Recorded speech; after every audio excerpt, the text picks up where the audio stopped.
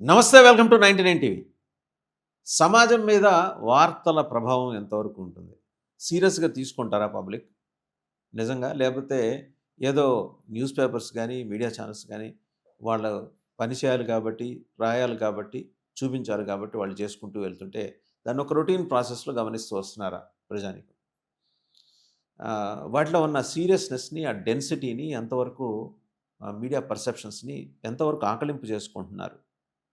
వీటన్నిటి మీద 2, 3 ఉదాహరణలతోటి సమగ్రంగా విశ్లేషించడానికి మనతో ఉన్నారు సీనియర్ జర్నలిస్ట్ తోట భావనారాయణ గారు. నమస్తే సార్. నమస్తే. ఒకప్పుడు ఉండేది సార్. అంటే స్వాతంత్రోద్యమ కాలంలో పత్రికల్లో ఏమన్నా వస్తే దాన్ని సీరియస్‌గా తీసుకోవడం. అలాగే మహాత్మా గాంధీ వస్తున్నారనగానే ఒంటి మీద ఉన్న నగలు నిలువు దోపిడీ చేసి ఆయనకి ఎన్టీఆర్ వరదల సమయంలో, తుఫాన్ల సమయంలో ఆయన చేస్తే ఆయన చూసి ఆ జోల పడితే ఇంట్లో ఉన్న నగలు, సొమ్ము అన్నీ ఆయనకిచ్చారు. అంత ఇంపాక్ట్ ఉండేది. ఏది ఇలాంటి వార్తలు గనొస్తే. ఈరోజు గూడా అలాంటి ఇంపాక్ట్ ఉందా అండి? అంటే ఓవరాల్‌గా సమాజం మీద ఎంత ఇంపాక్ట్ ఉన్నది అనేది ఒక క్వెషన్ అయితే, మీడియా కమర్షియల్. అది మనం ఎంత కాదనుకున్నా సమాజ సేవ అని పూర్తిగా చెప్పడానికి లేదు. మీడియా అనేది కమర్షియల్ మీడియం ఇది. సో, కమర్షియల్ అయినప్పుడు కమర్షియల్ ఎలిమెంట్స్ వాళ్ళ లాభాలు ఇవి యాజమాన్యానికి తప్పనిసరి.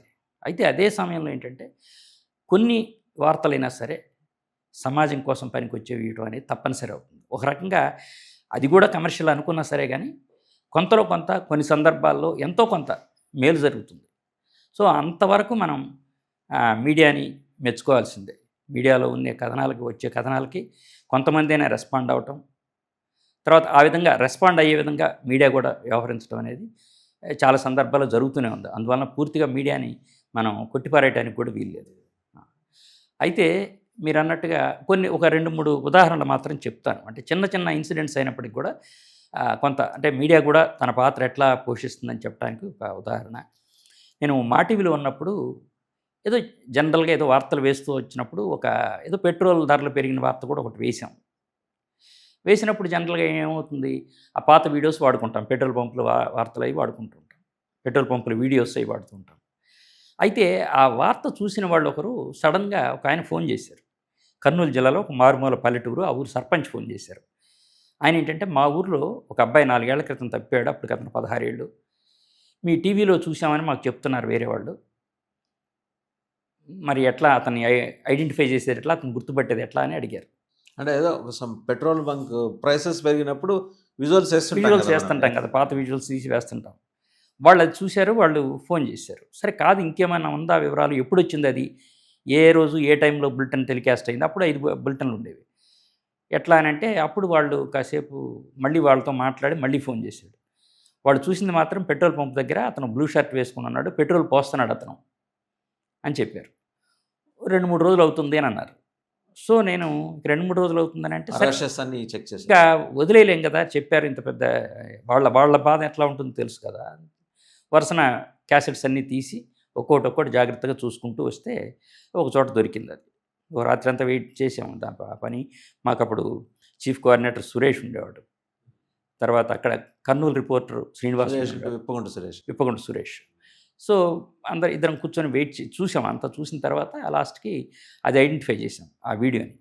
కానీ వీడియో ఐడెంటిఫై చేసిన తర్వాత అది ఎవరు తీశారు అనంటే మా కెమెరామెన్ అందరూ చూసి ఎవరు సరిగ్గా గుర్తుపట్టలేదు. ఒకతను మాత్రం ఇది నేనే తీశాను గానీ ఇప్పుడు కాదది. ఓ సంవత్సరం అవుతుందన్నాడు. ఎక్కడో గుర్తు తెచ్చుకో అంటే ఎక్కడో సికింద్రాబాద్ దగ్గర ఒక పెట్రోల్ పంప్ అన్నాడు. ఓహ్! ఇక్కడి నుంచి తీసిన విజువల్స్. అక్కడ తీసిన విజువల్స్ అప్పుడెప్పుడో తీసినవి. సరే అక్కడికి వెళ్ళాం.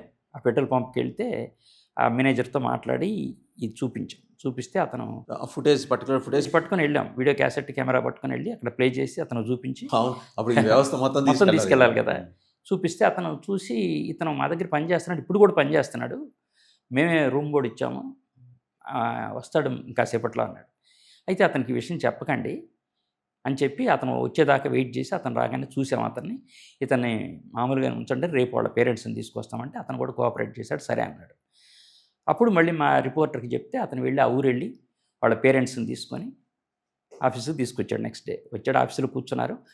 అబ్బాయి వచ్చే టైం అయ్యే లోపల ఇక్కడ భోంచేసి అక్కడికెళ్ళాం. తీసుకొని వెళ్ళాము. ఒకసారిగా వాళ్ళు ఐడెంటిఫై చేశారు, గుర్తుపట్టారు. బాగా ఇంకా సరే ఎమోషనల్ మూమెంట్. ఎమోషనల్‌గా ఇదయ్యారు. వాళ్ళు తీసుకొని పిల్లాడు వెళ్ళాడు ఎందుకు అబ్బాయిని. వెళ్ళిపోయాడు? అలిగి వెళ్ళిపోయాడు. అదేదో ఇంట్లో ఏదో అలిగి వెళ్ళాడు. ఇప్పుడు వెళ్ళటానికి ఓకే అతను. ఇంకా 4 రోజులు ఉండొస్తా అంటే మేనేజర్ కూడా అన్నాడు, "వెళ్ళిరా 4 రోజులు మళ్ళీ వచ్చి చేరొచ్చు ఉద్యోగంలో. వాళ్ళకి అతనికి ఇష్టమైతే" అని చెప్పారు.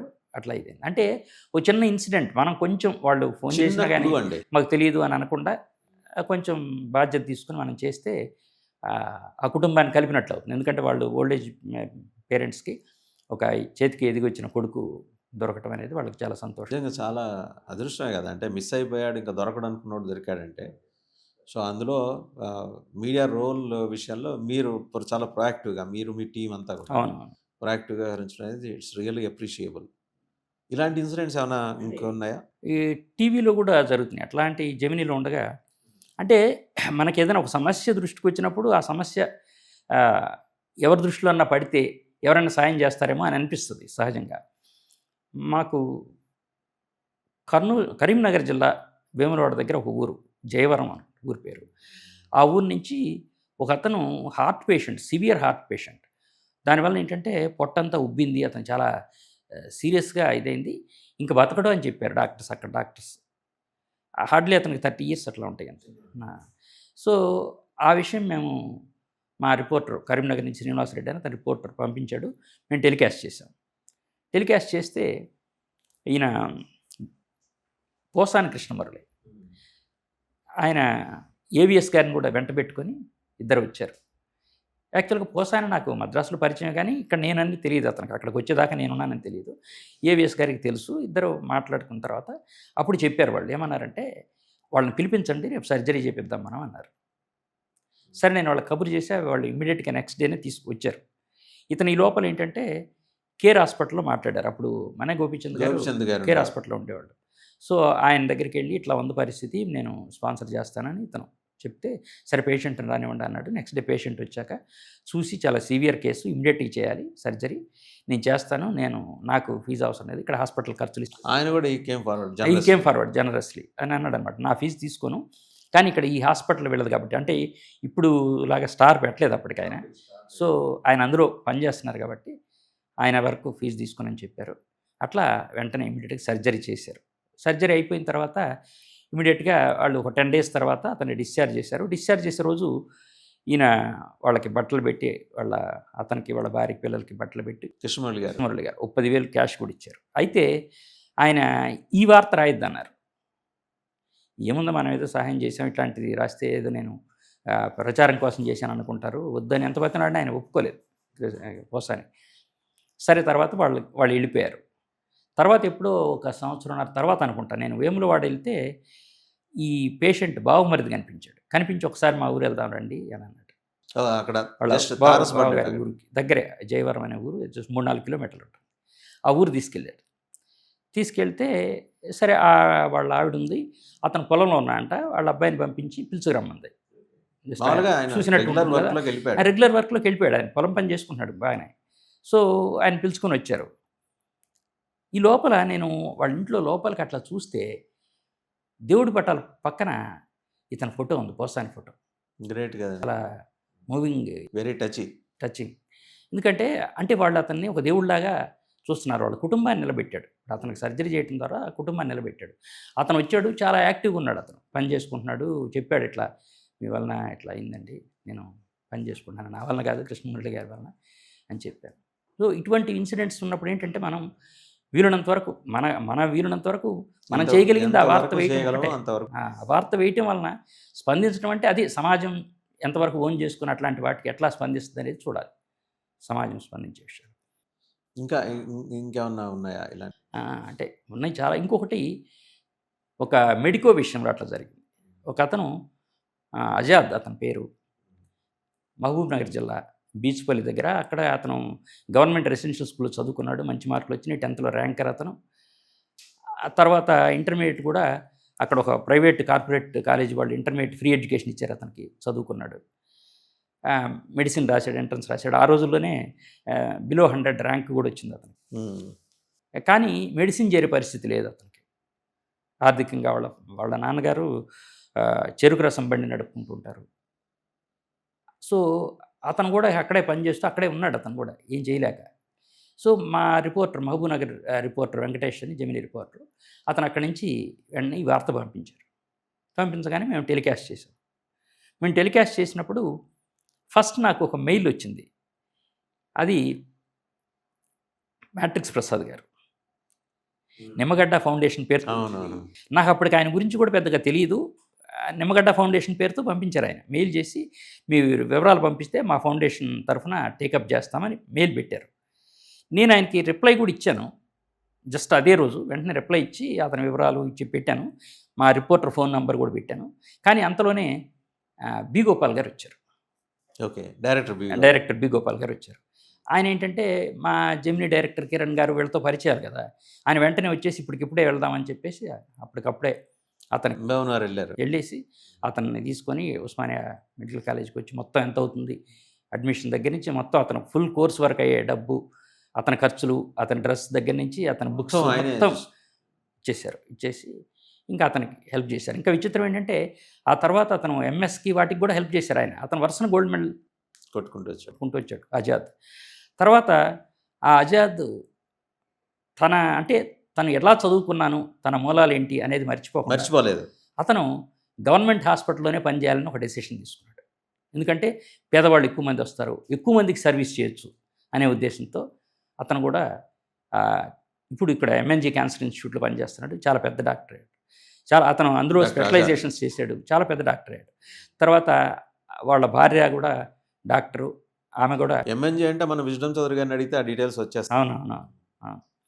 తర్వాత వాళ్ళ భార్య కూడా గవర్నమెంట్ హాస్పిటల్‌లో పనిచేస్తున్నారు. ఆవిడ కూడా సోషల్ యాక్టివిటీస్ ఇటువంటి వాటిలో బాగా ఇంట్రెస్ట్.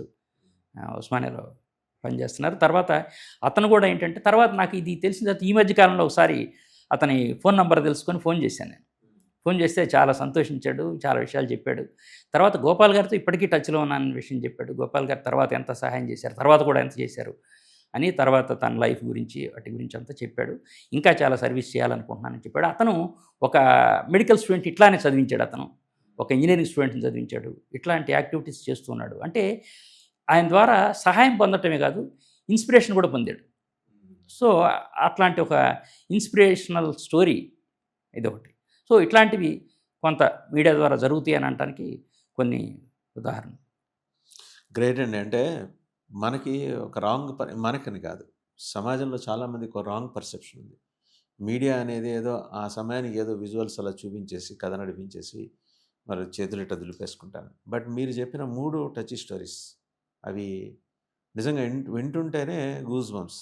మొదలు చెప్పిన పెట్రోల్ బంక్ కుర్రాడు దొరికితే ఆ తల్లిదండ్రుల ముఖంలో సంతోషంతో బహుశా మీకు ఆ రోజు కడుపు నిండిపోయింది. అవును. And quite generous part from the part of ఆయన పోసాని కృష్ణ. మేనేజర్, ఆ పర్టికులర్ మేనేజర్ అతను కూడా సహకరించాడు. రెండోది వచ్చేప్పటికి ఆ వేములవాడ దగ్గర వ్యవసాయ కూలీ ఏమో రైతు, సన్నకారు రైతు, ఆయన చూసి కృష్ణమురళి గారు రెస్పాండ్ అవుతారు. కృష్ణమురళి గారి గురించి ఎంతసేపటికి ఒక రాంగ్ నరేటివ్ అలా నడుస్తూ ఉంటుంది మార్కెట్లో. బట్ అదర్ సైడ్ ఆఫ్ కృష్ణమురళిని మీరు మేనిఫెస్ట్ చేశారు. And you got an opportunity to engage your self in that particular episode.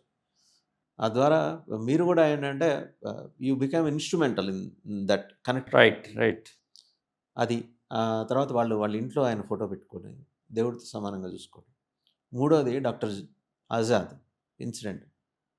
అటు నిమ్మగడ్డ ఫౌండేషన్ ప్రసాద్ గారు, మ్యాట్రిక్స్ ప్రసాద్ గారిని అభినందించాలి. ఎందుకంటే he has sent a mail to you. అవును. అండ్ ఆయన మెయిల్కి మీరు రెస్పాండ్ అయ్యే లోపలే బి. గోపాల్ గారు ఆయన ఆఫీస్కి రావటం, మాట్లాడటం, పదండి పోదాం ఇప్పుడే వెళ్ళి చూసుకుందాం. ఆయన తీసుకొచ్చి ఒక చెరుకు రసం బండి నడుపుకునే ఒక వ్యక్తి కొడుకుని తీసుకొచ్చి చదివించాలి అంటే తపన. సినిమా అంటే మళ్ళీ ఏంటంటే వాళ్ళంతా మనకి వాళ్ళ లెక్క వేరే పద్ధతుల్లో ఉంటారు.